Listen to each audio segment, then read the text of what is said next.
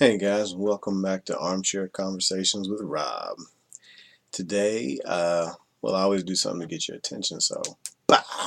Okay, today I was looking at some different things. Obviously I watch YouTube because I post on it too, and saw some cool things from different people, different subscribers. Gave me some comments and feedback also. I appreciate you guys. Thank you very much. And I want to ask you guys to help me develop some other kind of catchy catchphrase because people get tired of me saying welcome to Armchair Conversations.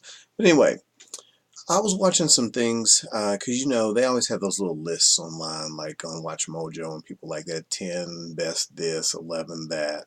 um, and I ran across one that was like some of the 11 things they don't teach you in school.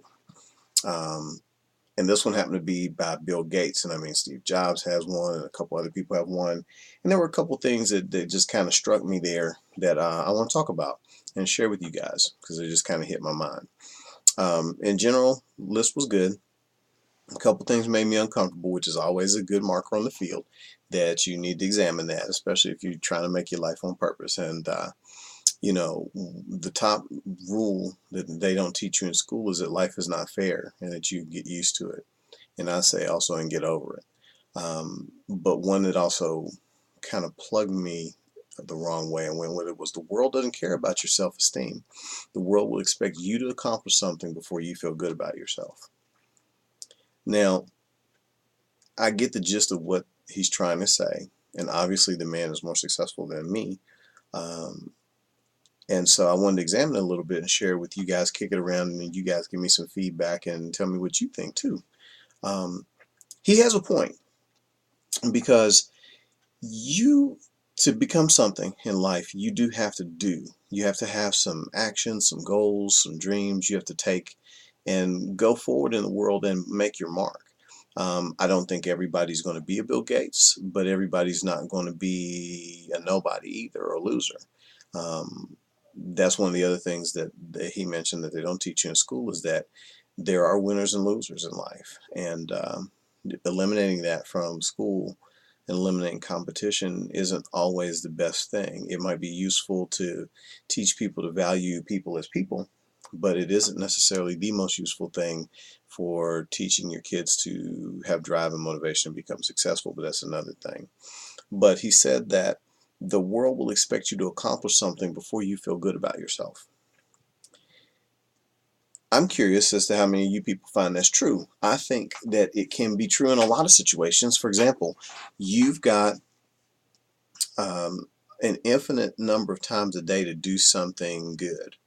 Um, Not that it's about everybody always giving you kudos, but in general, since we all have to get along in the world, we all have to move around in the world.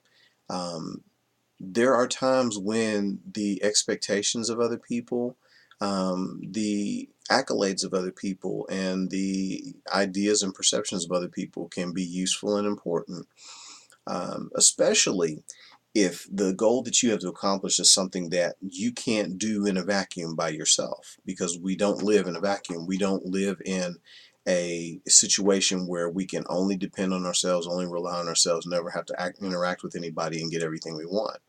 Okay, that's called a fantasy. Okay, we don't live in that kind of world. But we do live in a world where we do have to get along with people, and we do have to sometimes consider that the things that we do are going to be seen by others and judged by others. I'm not the person that thinks you should live only externally for people's praise and approval seeking, but I do think that you occasionally, at least, have to be willing to do things that are going to be noticed by others and appreciated by others, and that can make you feel good, or at least you can allow it to make you feel good.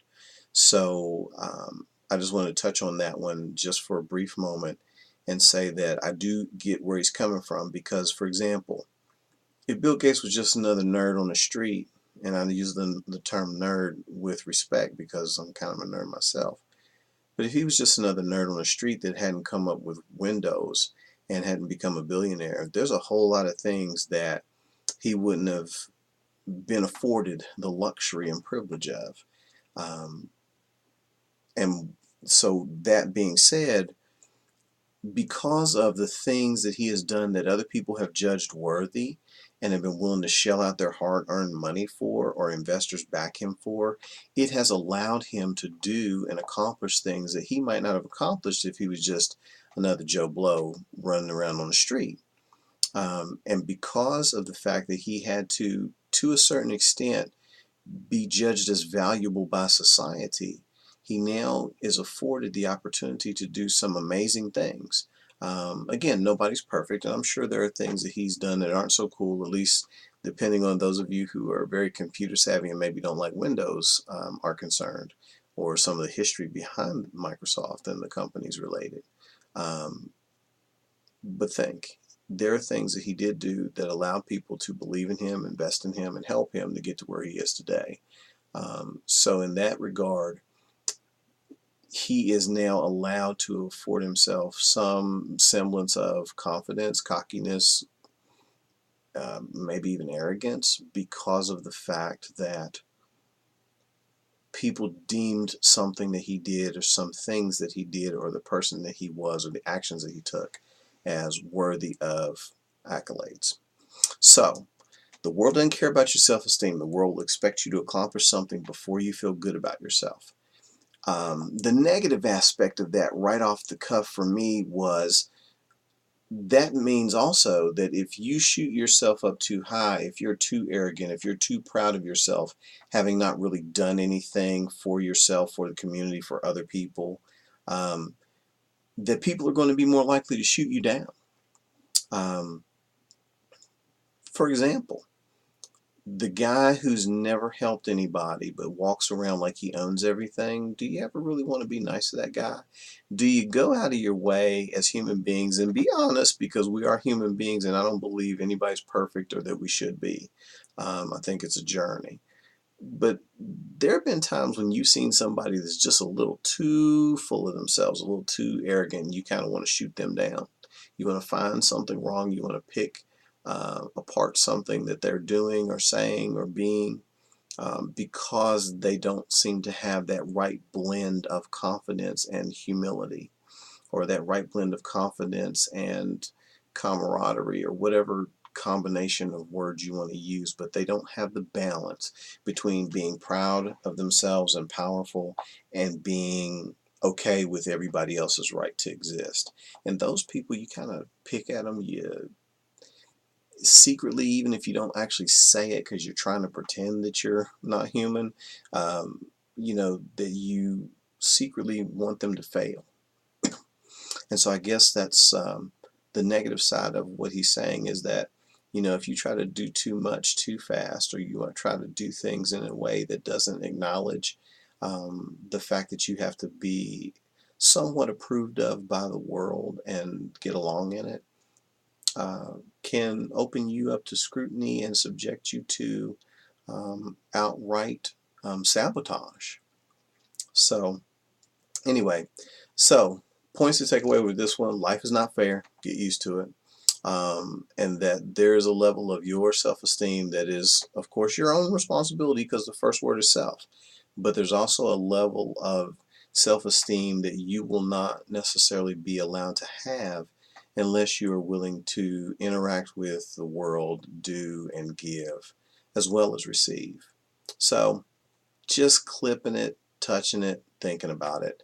So give me your comments. Subscribe if you like it. If you don't, oh well. But do something, as I always say. Let me know what's going on. Also, tail end of this, throw that back out there. Those of you who are subscribers, or even those of you who just occasionally catch me and comment on it, give me a catchphrase. Give me something fun to say, something that I may like and I'll use. And if so, I'll plug you. That's all I can really do at this point. And thank you for sharing my armchair.